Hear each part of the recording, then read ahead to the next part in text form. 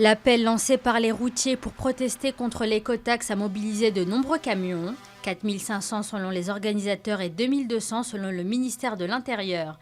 Les barrages filtrants ont provoqué des ralentissements et bouchons dans toute la France. Un porte-parole de l'Organisation des transporteurs routiers européens s'est dit satisfait de la mobilisation et demande l'annulation de l'écotaxe et pas seulement son report.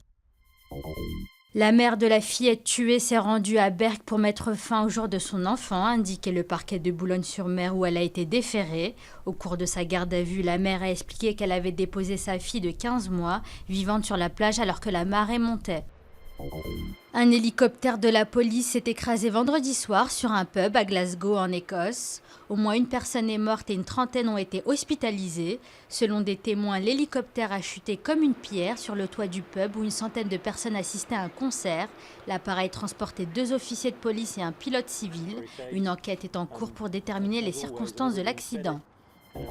L'opposition pro-européenne ne faiblit pas en Ukraine. Près d'1 millier ont été violemment évacués par les forces anti-émeutes à Kiev. L'ambassadeur des États-Unis en Ukraine condamne toute violence contre des manifestants pacifiques. La veille, Arseniy Yatcheniouk, l'un des leaders de l'opposition et proche de l'ex-première ministre Tymoshenko, a appelé à chasser du pouvoir le président Yanukovych. Une nouvelle manifestation est prévue dimanche. Le Festival international du film de Marrakech a ouvert ses portes vendredi soir. Un hommage a été rendu à l'actrice américaine Sharon Stone.